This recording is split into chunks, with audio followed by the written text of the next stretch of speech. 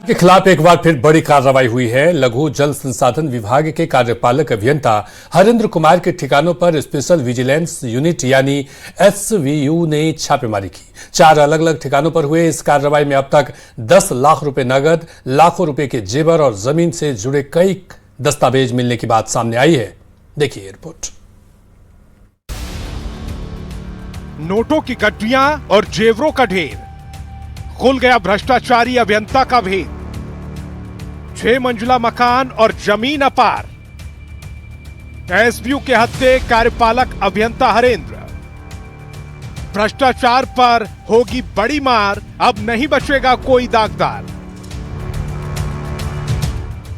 बिहार में भ्रष्ट अधिकारियों पर शिकंजा कसने का सिलसिला लगातार जारी है। इस कड़ी में लघु जल संसाधन विभाग के बांका प्रमंडल के पदाधिकारी कार्यपालक अभियंता हरेंद्र कुमार के खिलाफ एसबीयू ने बड़ी कार्रवाई की है।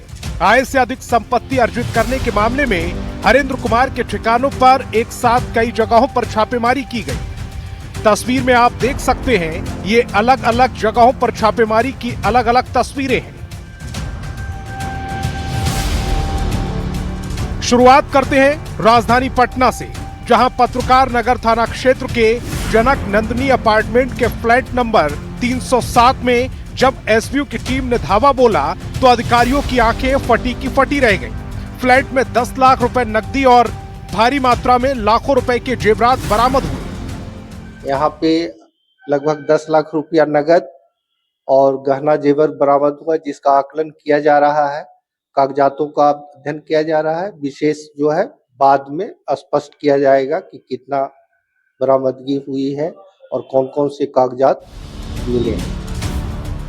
कार्रवाई का दायरा सिर्फ यहीं तक सीमित नहीं था। एसबीयू की टीम ने एक साथ कई ठिकानों पर दबिश दी। कहां हुई छापेमारी?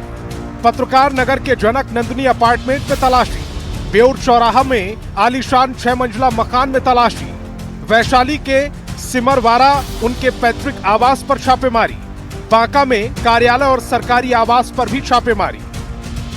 तस्वीरों में आप देख सकते हैं कि किस तरह अकूत संपत्ति के जरिए आलीशान और भव्य मकान खड़ा किया गया। साथ ही बरामद नोटों की गड्डियों को गिनते हुए विजिलेंस के अधिकारी नजर आ रहे हैं, जो भ्रष्टाचार के इस खेल की गवाही दे रहे हैं। इनके ऊपर आय से अधिक संपत्ति का डीए केस हुआ है। इसी में हम लोग छापेमारी कर रहे हैं। इनके अन्य जो आवास है, घर है, वैशाली और पटना, यहाँ भी छापेमारी हो रही है। उसी क्रम में हम लोग यहाँ छापेमारी करने वाले थे। अभी तो कुछ ऐसा संदेश नहीं मिला है। अब क्या क्या बरामद हुआ उसे भी जान लीजिए। 10 लाख रुपए नगद बरामद किए गए, लाखों रुपए के सोने चांदी के जेवरात मिले हैं, भारी मात्रा में जमीन और प्रॉपर्टी से जुड़े दस्तावेज मिले, बेउर चौराहा में एक 6 मंजिला आलीशान मकान मिला, वैशाली पैतृक आवास पर भव्य निर्माण के दस्तावेज। साफ है कि सरकार और जांच एजेंसियां भ्रष्टाचार के खिलाफ जीरो टॉलरेंस की नीति पर काम कर रही। एक के बाद एक भ्रष्ट अधिकारियों के काले कारनामों का खुलासा हो रहा है। बहरहाल एसबीयू के हाथ लगे दस्तावेज और कैश से ये तय है कि कार्यपालक अभियंता हरेंद्र कुमार की मुश्किलें आने वाले दिनों में और ज्यादा बढ़ने वाली हैं। बांका से नागेंद्र, हाजीपुर से प्रफुल्ल और पटना से अमित कुमार की रिपोर्ट। कार्यपालक अभियंता हरेंद्र कुमार के ठिकाने पर एसबीयू की छापेमारी हुई है। हरेंद्र कुमार पर भ्रष्ट तरीके से अकूत संपत्ति अर्जित करने का आरोप है। हरेंद्र कुमार के पास 2 करोड़ 20 लाख से ज्यादा आय से अधिक संपत्ति। हरेंद्र कुमार और उनकी पत्नी के नाम अवैध कमाई से अर्जित चल और अचल संपत्ति के बारे में खुलासा हुआ है। हरेंद्र कुमार के जनक नंदनी अपार्टमेंट के फ्लैट नंबर 307 से कैश 9,50,000 जब्त किया गया है। लगभग 81 लाख रुपए का सोने और चांदी के आभूषण भी बरामद किए गए हैं। महंगे वस्तुओं की खरीदारी से संबंधित अनेक वाउचर भी मिले हैं। वैशाली से सिमरवाड़ा गांव में पैतृक आवास से कैश 3,42,000 बरामद किया गया है। जमीन से संबंधित 2 दस्तावेज भी मिले हैं। हरेंद्र कुमार और उनकी पत्नी के नाम से 5 बैंक खाते हैं। जब दस्तावेजों की जांच और स्क्रूटनी जारी है।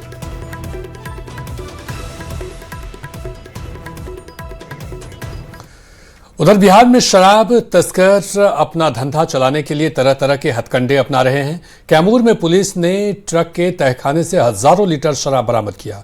जब्त शराब की कीमत लगभग 70 से 75 लाख बताई जा रही है। गोबर की खाद की बोरियों के बीच शराब की खेप देखकर पुलिस भी हैरान रह गई।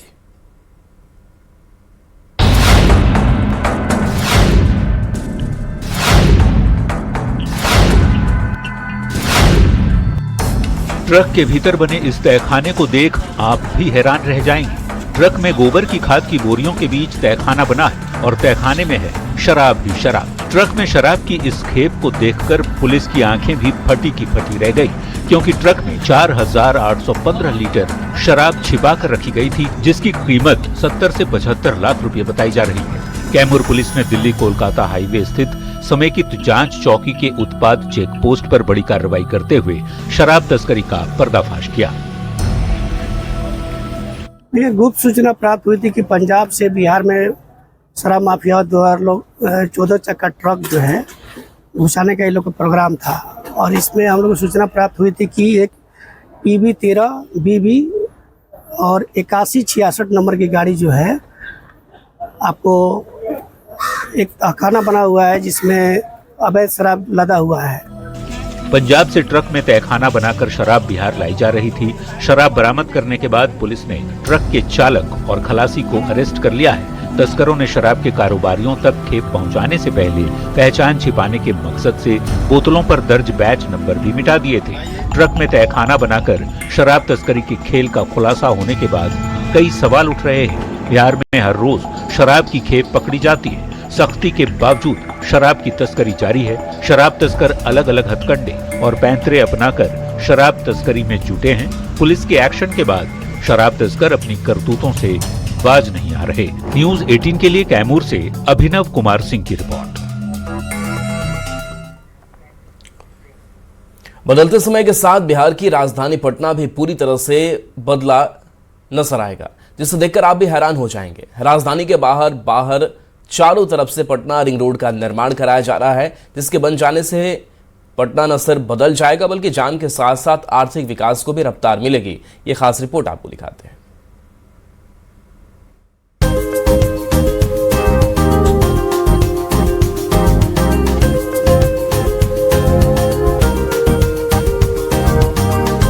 पटना शहर के चारों तरफ बन रही ये सड़कें बदलते बिहार की नई तस्वीर है। इन सड़कों को देख आपको दिल्ली NCR या किसी मेट्रो सिटी की याद आ जाएगी, क्योंकि आने वाले 5 साल में पटना को लेकर जो कल्पना की गई है उसकी तस्वीर देख न सिर्फ आप हैरान होंगे बल्कि अपने पटना को देख आप गौरव का एहसास भी करेंगे। और ये सब होगा रिंग रोड पटना के निर्माण के बाद, जिसकी तैयारी तेज गति से चल रही है। दरअसल पटना रिंग रोड आधुनिक इंजीनियरिंग का एक उत्कृष्ट उदाहरण होने वाला है। इसे राजधानी में यातायात के दबाव को कम करने और इलाके के विकास को बढ़ावा देने के लिए डिजाइन किया गया है। रिंग रोड के निर्माण में करीब 19,000 करोड़ की राशि खर्च होनी है। पटना रिंग रोड की कुल लंबाई 150 किलोमीटर होगी और ये रिंग रोड विशाल ग्रीनफील्ड और ब्राउनफील्ड कॉरिडोर भी होगा। कि पूरे पटना शहर के चारों बगल एक रिंग रोड बन रहा है और वो 150 किलोमीटर है, जो 19,000 करोड़ के लागत से बनना है और ये 8 पैकेज में बांटा गया है। पूरा शहर जो है चकचक करेगा, ट्रैफिक खत्म हो जाएगा।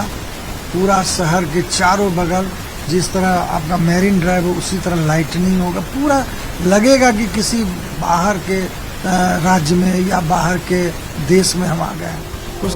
पटना रिंग रोड का क्षेत्रफल 1,350 वर्ग किलोमीटर क्षेत्र को घेरेगी। रणनीतिक रूप से ये सड़क पटना, सारण, गया, अरवल, भोजपुर, समस्तीपुर और वैशाली जिलों के बीच बिना किसी दिक्कत के कनेक्टिविटी प्रदान करेगी, जिसमें प्रस्तावित सोनपुर ग्रीनफील्ड एयरपोर्ट के लिए महत्वपूर्ण लिंक भी शामिल है। जाहिर है पटना रिंग रोड निर्माण के बाद सिर्फ इसका फायदा पटना वालों को ही नहीं मिलेगा बल्कि बिहार की जनता को भी इसका बड़ा फायदा मिलेगा। पटना रिंग रोड बनने से यातायात के दबाव से मुक्ति मिलेगी। रिंग रोड भारी वाणिज्यिक वाहनों और लंबी दूरी के ट्रैफिक को पटना शहर के बीचों बीच आने से रोकेगी। उत्तर और दक्षिण बिहार के बीच सुगम आवागमन। रिंग रोड आर्थिक और औद्योगिक विकास का गवाह बनेगा। 1350 वर्ग किलोमीटर का रिंग रोड विकास के नए द्वार खोलेगी।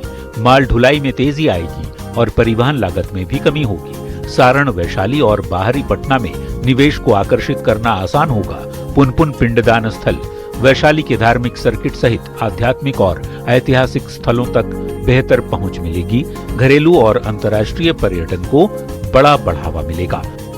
पटना रिंग रोड केवल एक राजमार्ग नहीं है, यह विकसित बिहार के भविष्य का प्रवेश द्वार भी है। इस वक्त हमारे हाथ में है पटना रिंग रोड। जी हाँ, जिसके बारे में हम बताने की कोशिश कर रहे हैं। ये इस वक्त जो देख रहे हैं बीच में हमारे जो उंगली दिखाई दे रही है, ये पटना है और पटना के ठीक चारों तरफ से रिंग रोड का निर्माण कराया जा रहा है। यानी कि जो भी आप घेरा देख रहे हैं, ये चारों तरफ से ये होते होते ये पटना के बाहर चारों तरफ से रिंग रोड का निर्माण कराया जा रहा है। North Patna ring road, part of Patna Purnia expressway, part of आमद दरभंगा, कच्ची दरगाह बिदुपुर, रामनगर कच्ची दरगाह, कन्हौली रामनगर, कन्हौली शेरपुर। तो ये जो चारों तरफ से रिंग रोड का निर्माण कराया जाएगा, इस रिंग रोड के निर्माण के बाद राजधानी पटना की तस्वीर पूरी के तरीके से बदली रहेगी। कुछ ऐसे कदम हैं जो पटना रिंग रोड के निर्माण के बाद जाहिर तौर पे राजधानी पटना की तस्वीर पूरी तरीके से बदली रहेगी।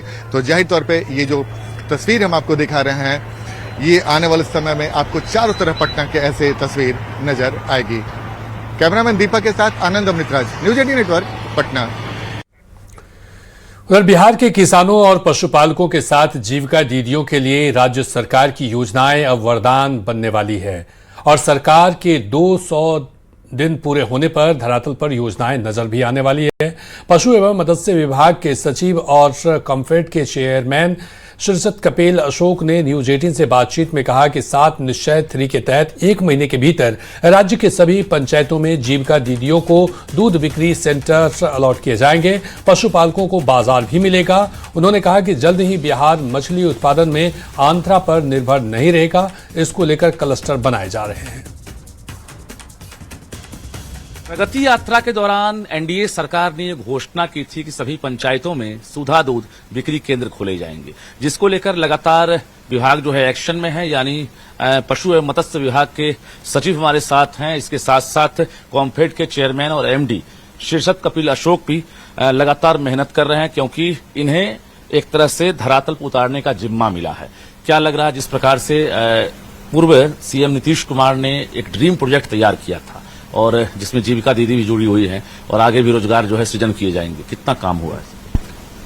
काम काफी हद तक आगे बढ़ गया है और माननीय पूर्व मुख्यमंत्री और वर्तमान माननीय मुख्यमंत्री जी के द्वारा जो है इसका जो है समीक्षा किया जाता है। अभी धरातल पर 1 माह के अंदर में इसको शुरुआत करने के पोजीशन पे हम आ गए हैं।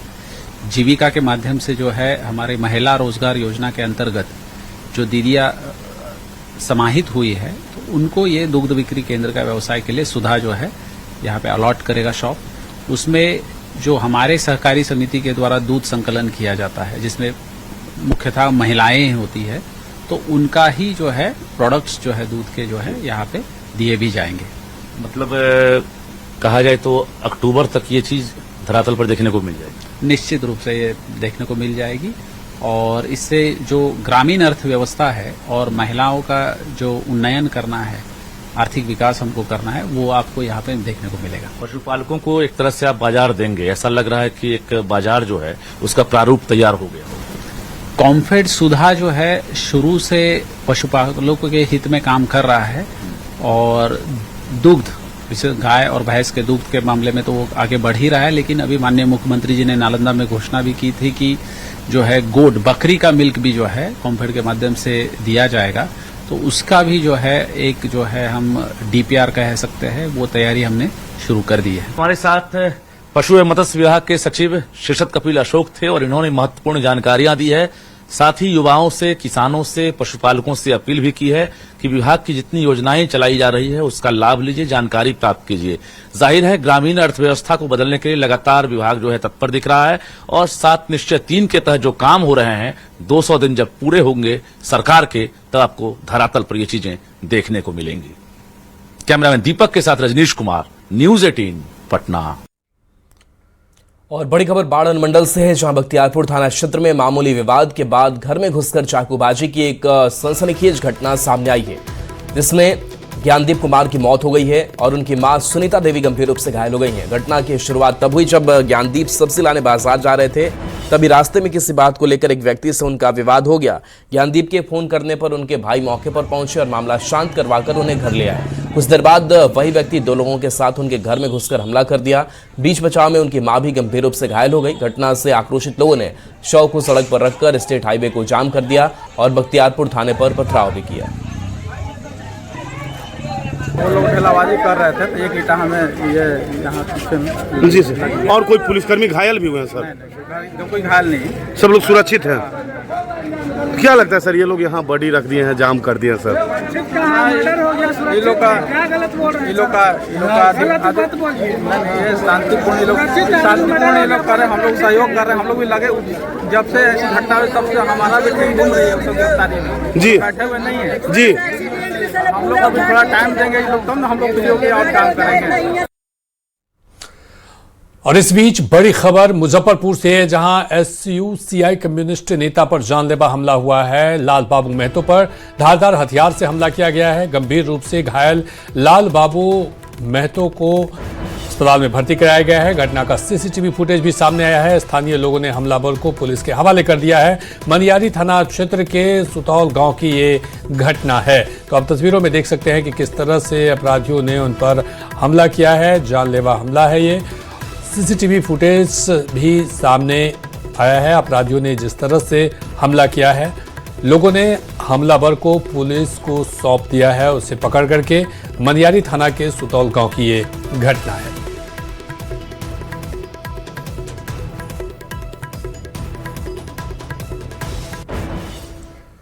सासाराम से बड़ी खबर है, जहां गुप्ता धाम जा रहे 2 श्रद्धालुओं की मौत हो गई है। पहाड़ से गिरने से 2 श्रद्धालुओं की मौत हुई है। पुलिस ने दोनों शव को बरामद किया है। कैमूर पहाड़ी स्थित अमुआ चुआ के पास हादसा हुआ। दोनों मृतक औरंगाबाद जिला के रहने वाले हैं। शंकरपुर अमरपुरा गांव के प्रयाग मेहता और शंभू कुमार मृतक शंभू कुमार ग्रुप जी के रेल कर्मी थे। तो सासाराम की ये तस्वीर है, जहां पर गुप्ता धाम जा रहे 2 श्रद्धालुओं की मौत हो गई। पहाड़ से गिरने से 2 श्रद्धालुओं की मौत की खबर है। कैमूर पहाड़ी पर यह हादसा हुआ है।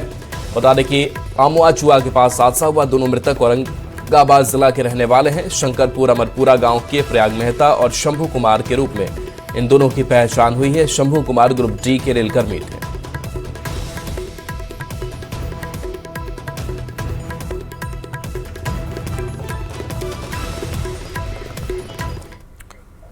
न्यूज़ 18 पर खबरें आपके लिए लगातार जारी हैं।